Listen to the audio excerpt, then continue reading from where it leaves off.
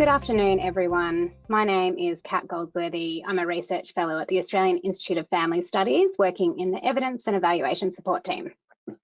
Before we begin, I would like to acknowledge the Wurundjeri, Woiwurrung and the Bunurong people of the Kulin Nations, who are the traditional owners of the lands in Melbourne, where I'm speaking from today. I also pay respects to the traditional owners of country throughout Australia and recognise their continuing connection to lands and waters. We pay our respects to Aboriginal and Torres Strait Islander cultures and to elders past and present.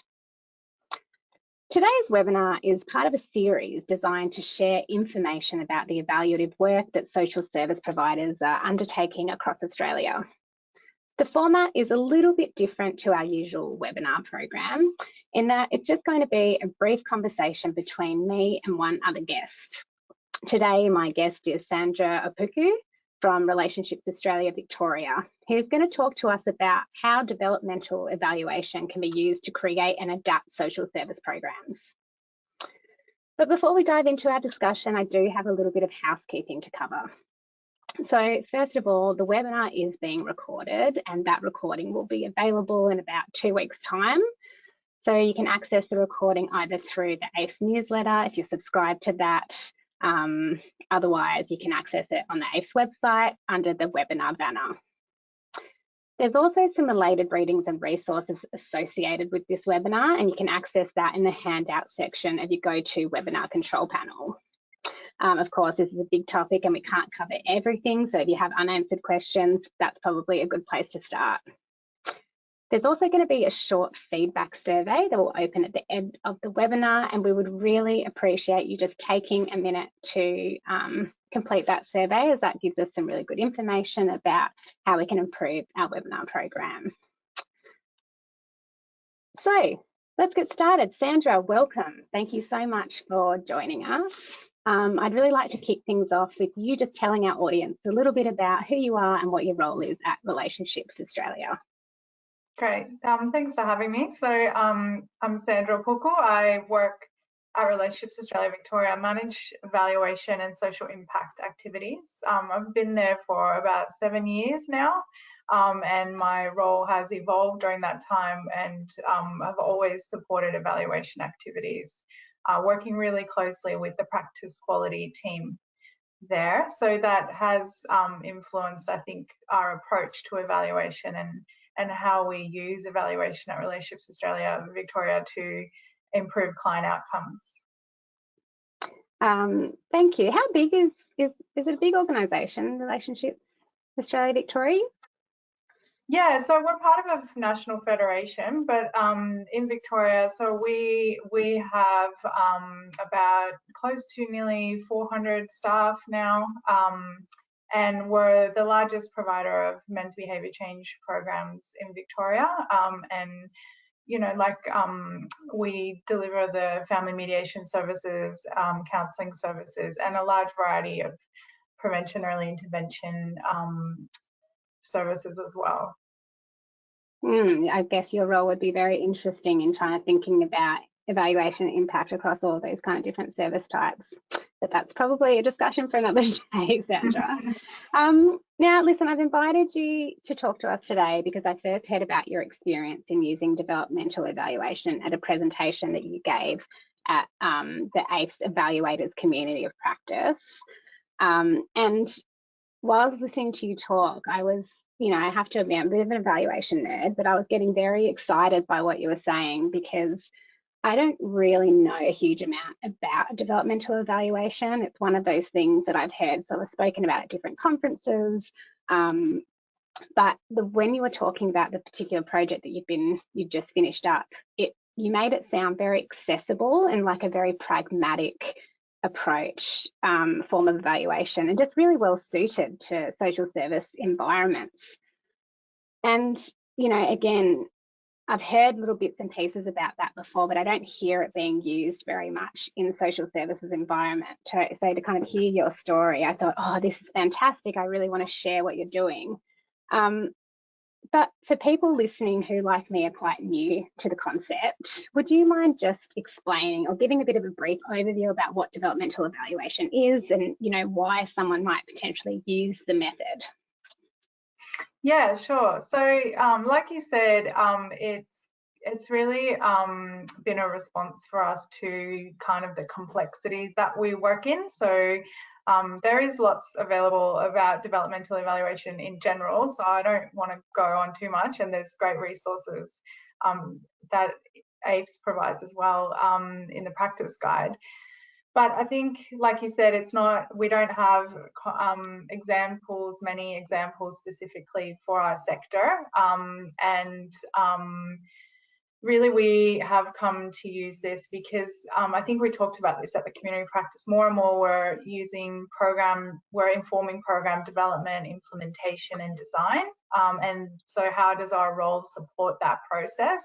And that's where developmental evaluation is a really good fit, because it supports program development and adaptation by applying evaluative thinking, generating really timely feedback and data, and then that informs decision making as you go.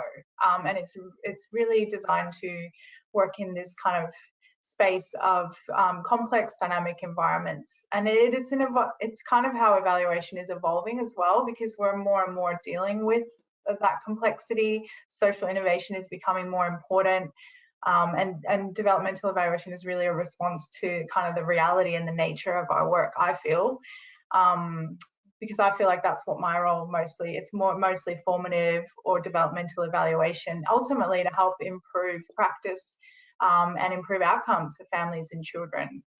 And what I really love about developmental evaluation is that it applies guiding principles so that there's some rigor, but it's flexible and can be adapted to the context and provide some direction when we're, innovating or adapting in complex environments, which, I don't know, I want, hopefully everyone kind of finds this, but in our space, it is always complex and dynamic. We're working with different contexts, and, it's never the same, and things have to constantly evolve and adapt.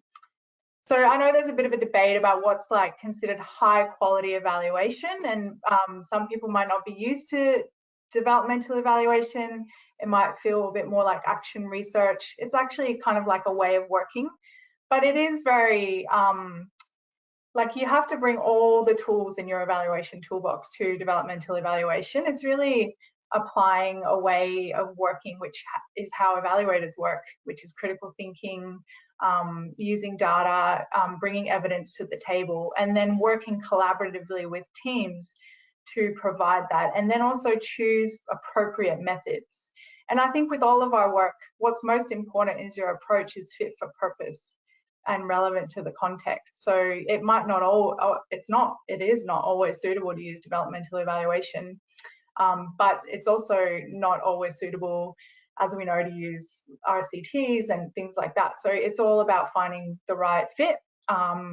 And then I found that developmental evaluation is really useful for a lot of our work.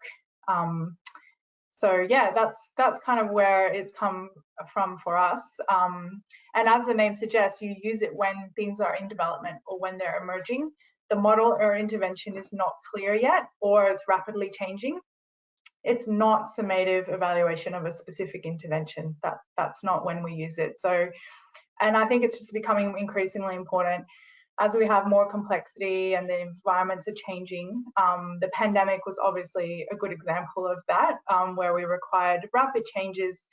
We didn't know what to do. There's no precedent. We had no evidence to support which way to go. So we just had to keep going. So this is when we needed to support that process by applying a little bit of rigor, critical thinking and evidence in a space that's normally quite messy and emerging. I mean, yeah, that's really interesting. I'm going to ask you about, a project that you did or an evaluation that you did through the pandemic. But before we get there, it's interesting to me to hear you talk a lot about how important it is to evaluate in that formative stage and to do those formative evaluations, and to be doing evaluations that's actually looking at how something is being created and adapted, and trying to track that over time and be responsive to the feedback that you're getting, and maybe not so much focusing on outcomes and that kind of summative evaluation stuff. Is that's obviously something that's supported across your organisation, and that you place importance on doing these kind of formative evaluations. Is that something, do you as an organisation do that fairly regularly when you're doing something like this, or was this a bit of a new model or a new approach that you were trying just for this particular case? Yeah, so it's definitely something that has evolved and emerged with, you know, with the role and with the requirements. I think that's the real great thing about being an in-house evaluator, is that you get to work collaboratively with teams of people in the organization. You get to know each other, and then you can rapidly respond. So it's not like we set out to, you know, say this year we're going to do 2 developmental evaluations. It was, especially in the example we're going to give, it's more like it was necessitated by the circumstance. And in a way, I've always been a bit of a big fan of Michael Quinn Patton's work. And so we already work a lot of the principles of developmental evaluation, we already had started applying to our work and how we evaluate. And it just so happened that all of that kind of came together in this example. But also it just now, and we don't always necessarily call it developmental evaluation, but we've learned that the process works well for us is if we work together from the start. Like, let's say we're going to get a new program, we work together as a team. We, at the beginning, when we don't know yet how it's going to kind of pan out and what the best model might be, so we work together where, you know, as an evaluator, I play a role where, you know, we gather data to inform kind of further development, and we meet really regularly as a team, as part of the project team. So it's collaborative, it's gathering data, it's also using kind of questioning things and applying critical thinking. So, and it's really just bringing kind of all of those skills as an evaluator you bring to the table to a project team to kind of help with accountability, if that's what's needed, or if it's about learning. Developmental evaluation really should be about learning. And so it's important that like teams are able to be responsive. So if, you know, if something's set in stone and nothing's going to change, then we can't add any value to that. But if, you know, if we can help inform the process, that's when you would want to do developmental evaluation and work really closely together. And it might be, I wonder too, if developmental evaluation, or for people that aren't super familiar with kind of formal models of evaluation, this is just a really way of systemizing or formalizing some of the things that people might be doing intuitively anyway, which is when you're starting a new program, you're delivering it, you're watching out for those, you know, you might be kind of casually and on a systematic way looking out for what's working here, what's not working here, how do we change it, what do we need to be thinking about to improve things, so that we do kind of get better engagement, so that we are making sure that we're implementing something that's going to make a difference and it's meeting a need. But this seems to be a way of, you know, formalizing or systematizing it in a way that you're making sure that you're actually seeking the information that you really need to understand what's going on in the program, and then being able to reflect on and actively make changes as you go. Would that be a way of looking at it? Yeah, I think you're absolutely right. And I think that's a good way to describe it, because it is, you know, as much as it sounds very open and, you know, it can be anything, it does have structure to it. And it also helps, because I think the challenge for us is like people have this conception of evaluation and what it's going to do for them, and that we need it, and without having a clear kind of purpose. And so I think especially in that really kind of early stage of innovation and things like that, it's, you know, it's not that easy to have an evaluation plan when you don't know what it is that you're trying to do. So it's really great to then bring developmental evaluation as like a method to the table, where, you know, we can say this is what we can offer, and this is, and then everybody's quite clear about what that means. It's not going to mean that we have, you know, outcomes data straight away. That's something that will come down the track. So it's about also setting expectations. Yeah, and like, it's funny when you kind of hit the nail on the head before when you said, you know, it does seem like there's not a lot of maybe structure around it, or that it can kind of be anything. Because I think that's how I have, when I've heard about developmental evaluation in the past, I'm like, what is this? How would you actually apply this in practice? I don't understand. It seems so fluid, and you know, I'm just probably too much of a structured person that it always kind of goes over my head a little bit. So I think it would be really good to hear you talking about, or maybe if you could talk about an example where you've used developmental evaluation. Obviously, the presentation that I heard you talk about and the journal article that I think we're putting in the handout section of the webinar was around a developmental evaluation you did to adapt a men's behaviour change program. So could you potentially talk about that? And that might just kind of give us a really good example of what this looks like in practice. Yeah, sure. So, well, first of all, I do recommend that, like, there are lots of great webinars, like Clear Horizon do a lot of work in Melbourne and Australia and internationally. And developmental evaluation is something that is being talked about more and more. And I think they give really good kind of explanations. I don't want to claim to be an expert. I'm an end user of it, and I've found it really helpful. So also, I think it, like I said, it's been an evolution where, like, this is what I have found is most useful, and also like relevant in our context, because, you know, if something is not like, we talk about utilization focused evaluation, and I'm really passionate about that, because I know from experience that if it's not utilization focused, it's not going to work. Like, we won't be able to do evaluation in this context. So that's where that's kind of the things we've tried to apply. So can I just interrupt you very briefly, Sandra? When you talk about utilization evaluation, would you mind just defining that or explaining that a little bit further about what that means?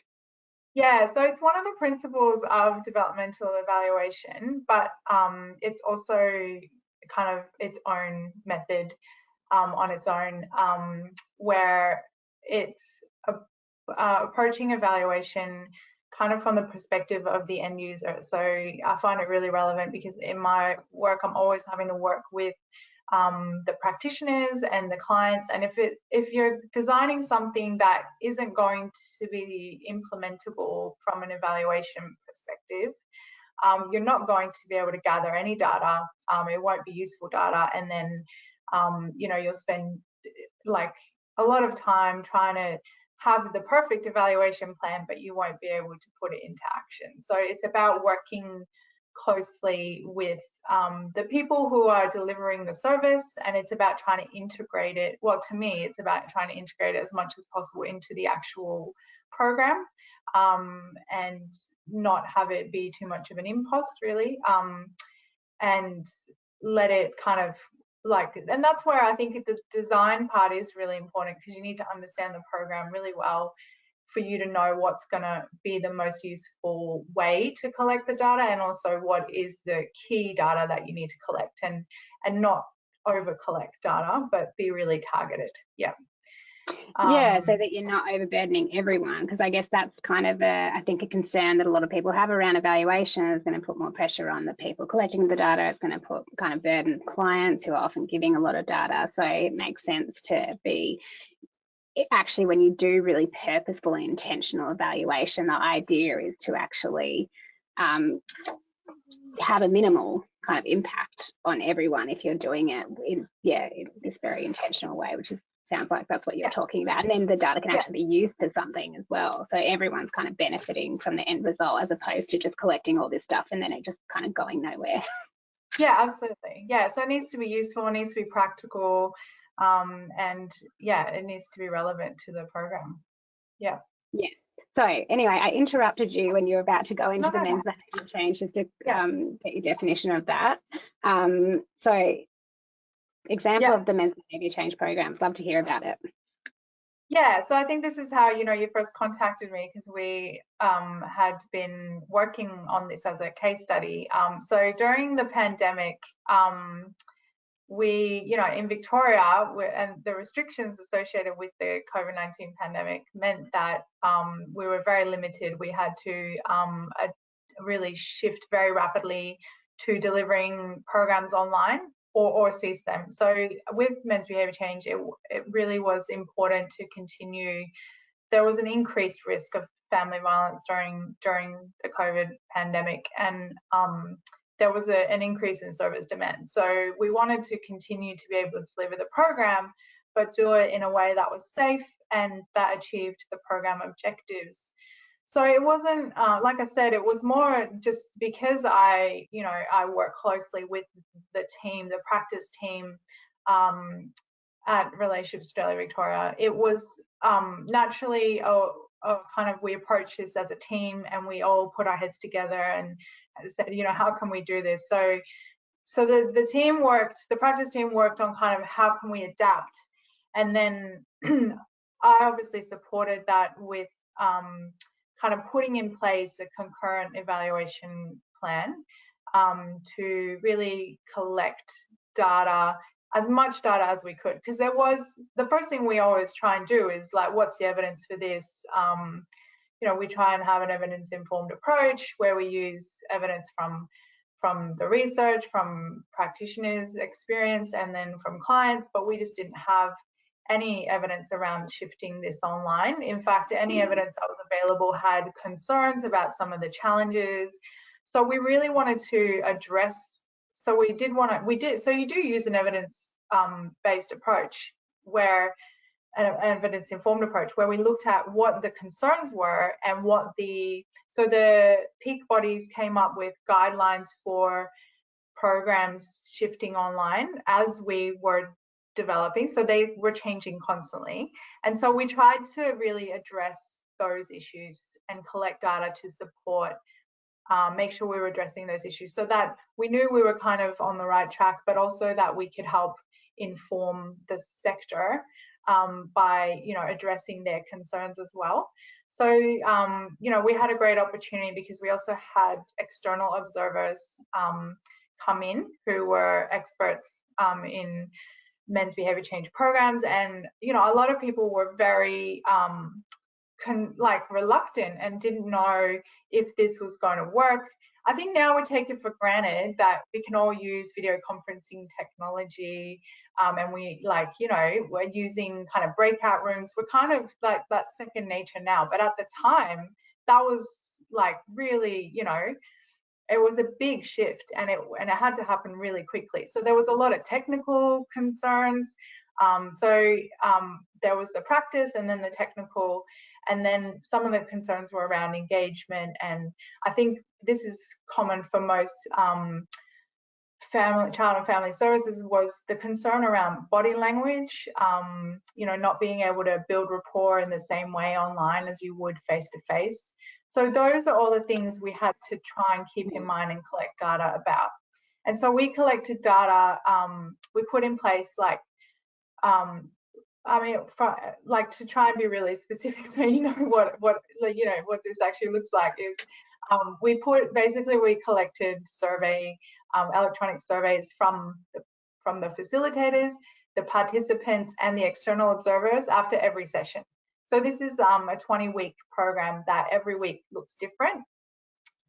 There's different content. So we wanted to understand every single week, did the content that we were hoping to deliver, did that work in this format, and did we need to make any changes? So we were really trying to document as we went.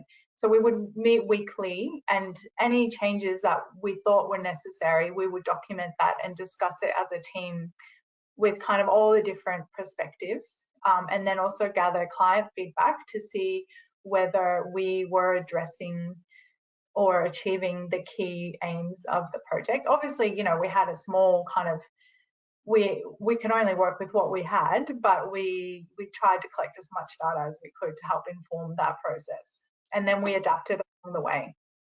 And so how, I'm curious about like some of the practical things around administering the surveys, particularly doing it kind of every week. You know, a lot of people might say, oh God, that's a lot. How can, like, are people really gonna stick around to complete those surveys and do that? So was it something that you just built into the sessions, kind of at the end of the session time online, and just asked people to sort of stay around and do it? And did you get good rates of completion around those things and good engagement from participants? Yeah, so I think it's always difficult in this space to implement additional kind of data collection and things like that. But in a way, this was, as much as it was like a very unique and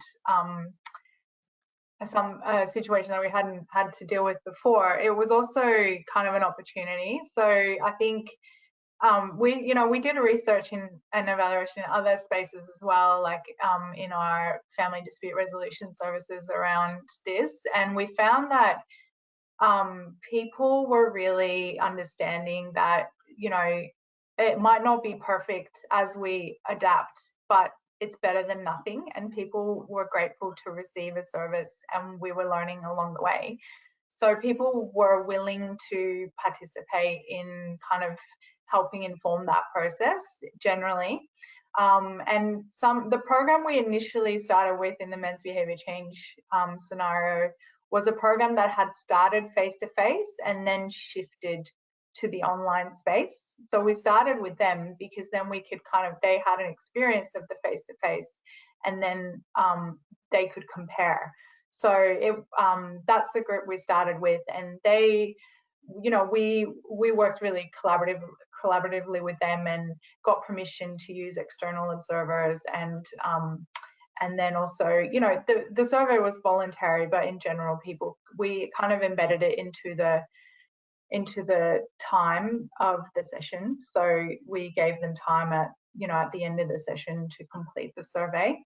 And they all were quite generous in the feedback that they provided.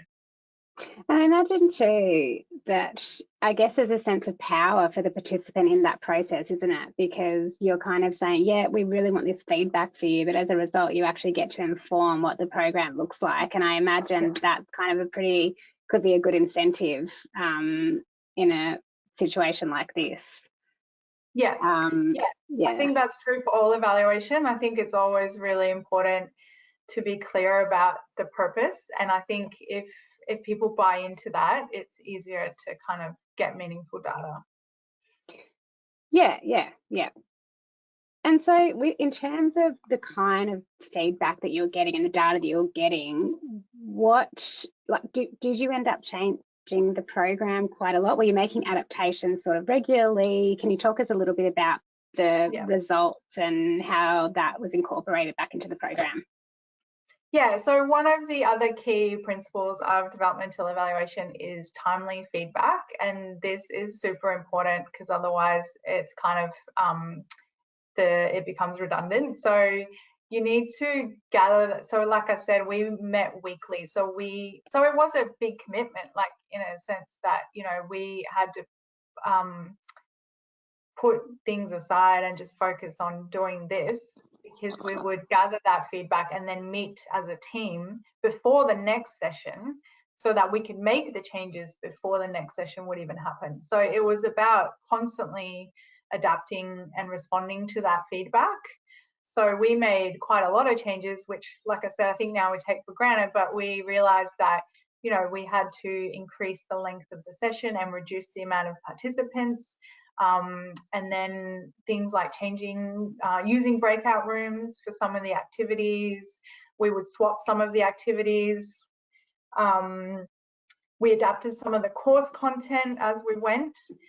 We also put in place some safeguards, like updating the consent form, because people could be delivering the program and be, so we found this with some of our services where we had to kind of make sure people were not in the same room as others or had care of children while they were doing the program.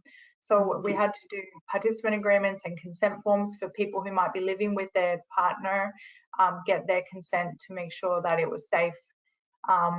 So there was a lot of things that we kind of adapted on a weekly basis. So we were really trying to respond to what was needed at the time.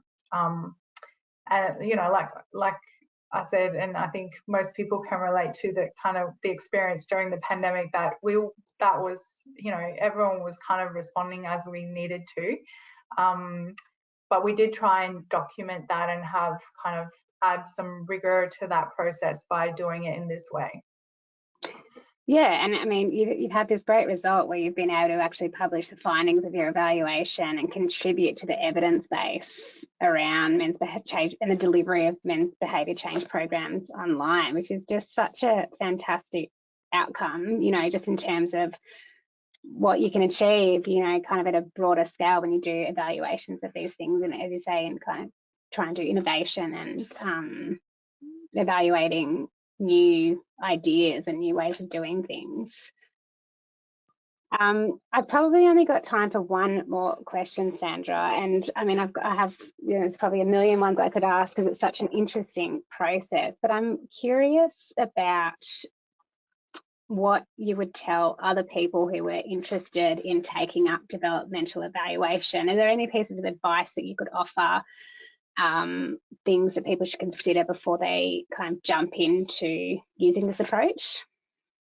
Yeah, I mean, I've had a thought, like I've been trying to think about this, and I think because we are trying to use developmental evaluation in other areas, and so I think what I've learned is that being really clear upfront about expectations, like what is developmental evaluation, what can it offer us, and understanding what, if people bring you in to do it, what are their questions, what do they need to know, so that you can be clear about what's the best way you can help, and what you want to know what you'll achieve, but you've got to be flexible and agile because things will change. Kind of that's the whole purpose.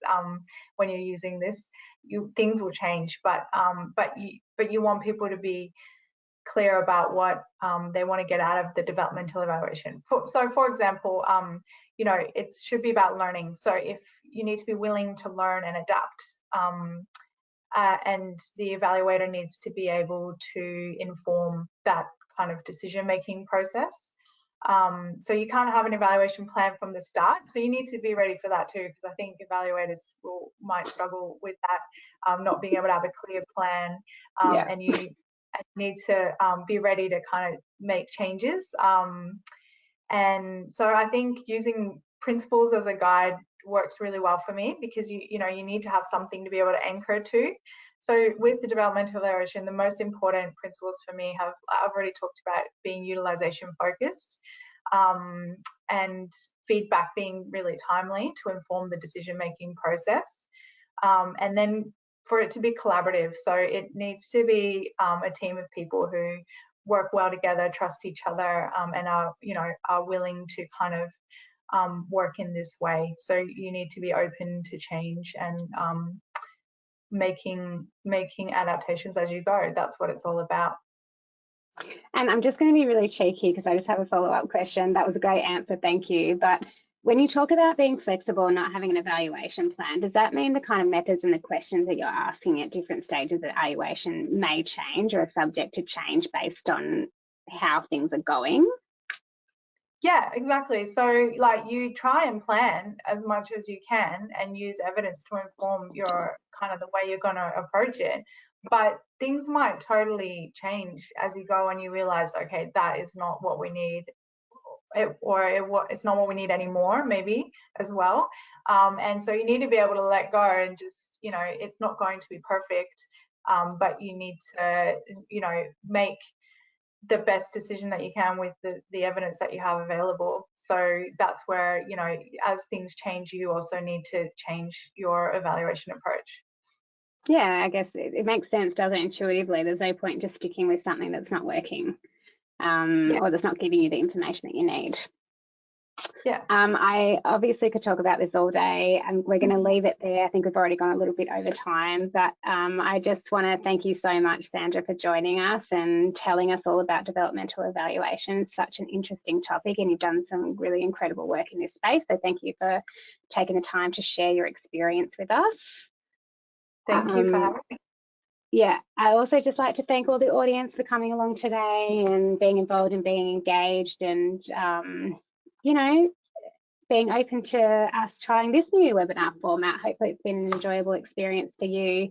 Also just like to thank our brilliant communications team who are doing all the amazing things in the background to make this webinar happen. And this absolutely could not happen without them. So big thank yous to everyone. Please subscribe to our ACE newsletters to be notified about the recording. Please also fill out the feedback survey when this webinar closes. We're evaluators. We really want the feedback so that we can improve our program as much as possible. And I'll leave it there. We really look forward to you joining us at our next webinar. Take care, and we'll see you soon.